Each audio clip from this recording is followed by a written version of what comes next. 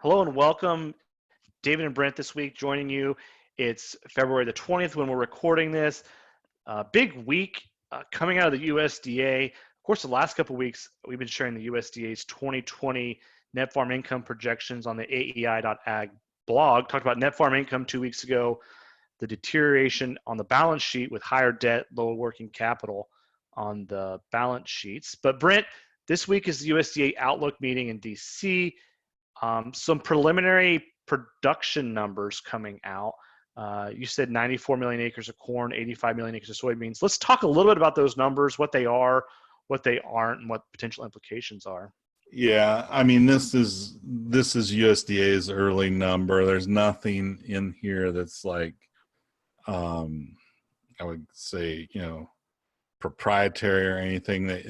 This is a projection. And as David, you and I were talking beforehand, I mean, we've got a simple model. We run kind of current prices through based on historical data, and our model is pumping out like numbers really close to there. And I don't think there's any coincidence that's what USDA's numbers came out.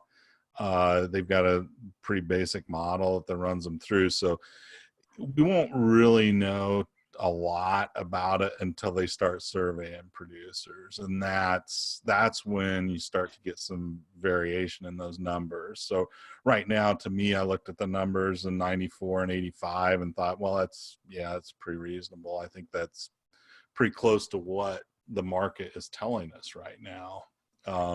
So don't get too worked up over these numbers yet. It's a long ways to go.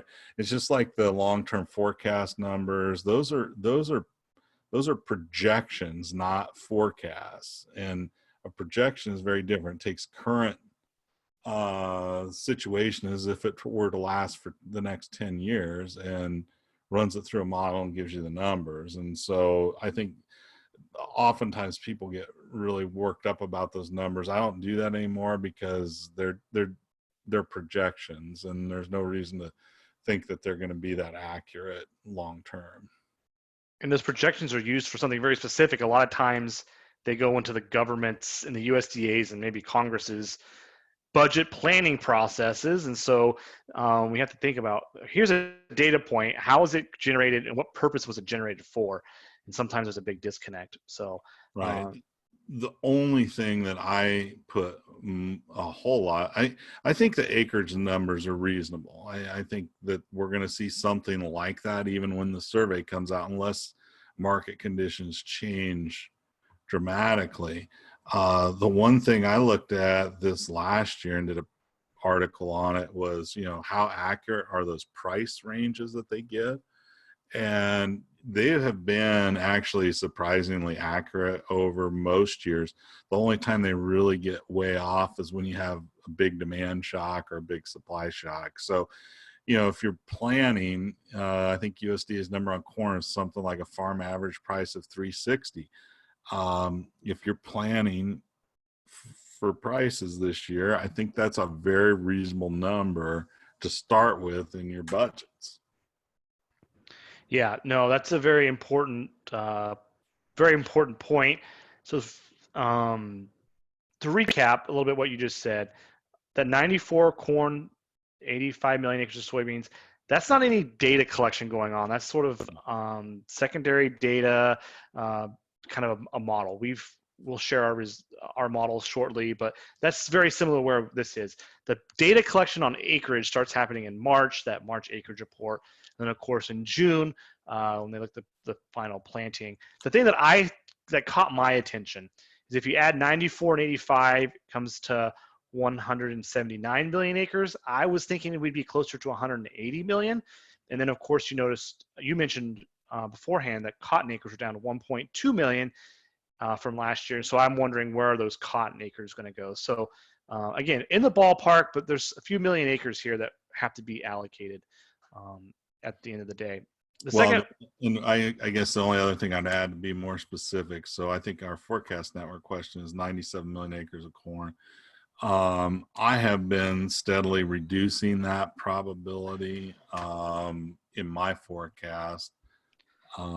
I can't remember where I'm at now. I think it's somewhere around 40% chance that we go above that. So I've taken that down quite a bit over time. I was a lot higher earlier, but I think the budgets and where soybean prices and stuff are, I think we're moving, in my opinion, moving away from that as opposed to toward it. Agreed. And so we'll of course we're always thinking about this question might be getting stale, and so because we started this question all the way back in the fall, the world has shifted a lot, and you and I were kind of talking 95 and a half million acres of corn is where we'd put the 50% probability, or where we put the over underline, and so we might need to write a new question to make this a little more relevant as we move forward. Well, it's interesting too. If you go to Forecast Network, I'm at 30%, and I think if you look at the consensus, it has been increasing since February. The probability of going over 97 million acres. So, just something that's going to make me think a little bit as to whether um, I'm gonna have to think carefully about that number. But anyway, the consensus forecast has actually been rising. And it's not just me, Brent. I'm at 49%. The consensus is over 50%. And so, again, I'm not exactly sure how this plays out. I guess I'm looking at those unaccounted for acres. Those numbers never add up to the total that we had the year before, but I want to look at the big pie and how big that pie is. Also, want to mention we have a interesting story to feature on the Forecast Network, an interview with Joe Glover, former USDA official, knows a lot about the ins and outs of how the USDA works. It's a very interesting article, a short 500-word article at the beginning, and then the full transcript of the conversation. I would encourage you to spend a few minutes reading that transcript. Yeah, it looks very interesting, and I really like getting that kind of stuff in the Forecast Network. Something you're not going to find anywhere else. So take a look at that and get some insights from somebody who was chief economist of USDA for a long time.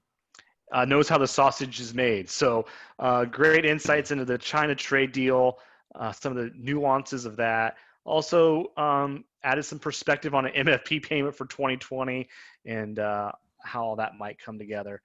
The last thing we were going to chat briefly about today, Brent, you and I were just spent some time discussing and sharing about how we can make better decisions, and we shared 3 tools to think about. So which tool, we had pro-con list, a probability assessment, and the decision journaling. Brent, which one would you like to share? Which one have you been thinking about a lot? Which one's been on top of your mind?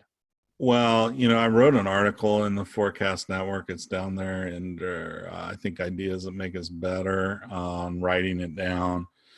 And that's around the decision journaling. And I'm really trying to put an effort into doing that. It's hard. I mean, it's hard to find the discipline to sit down and write about, write your thoughts down on decisions you're making. But I'm doing it because I think it's going to be valuable in the long run.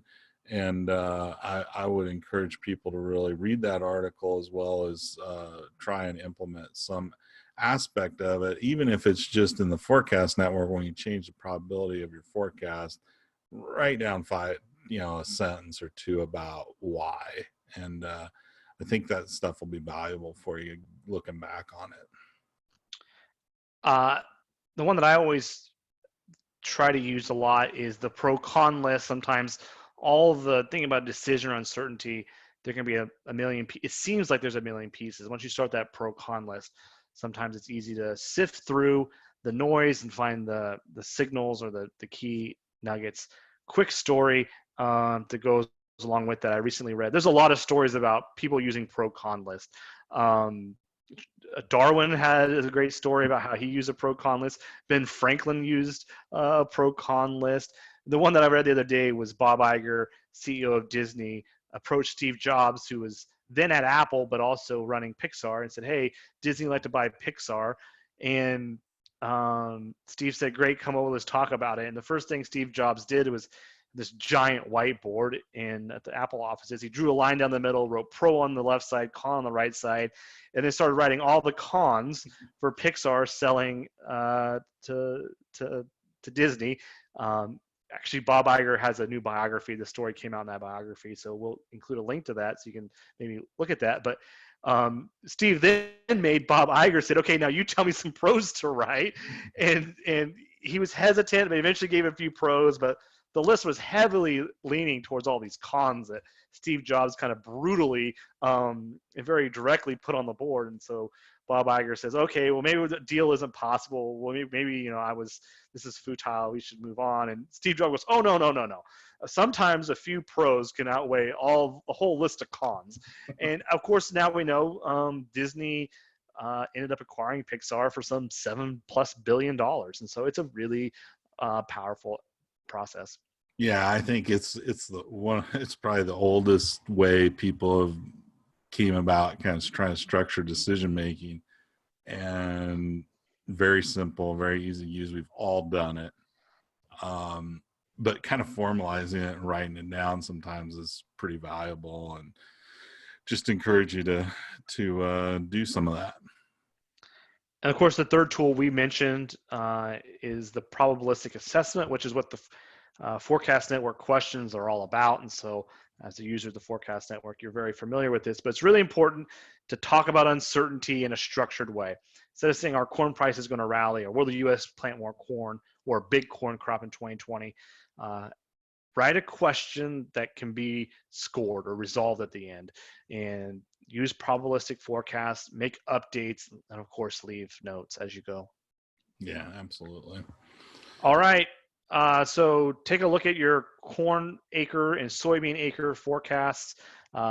Take a look at your other questions that are out there. The yield question got posted last week, above or below trend yield. That's a great question to start thinking about. And thank you so much for joining us, and we'll chat next week. All right. Thank you.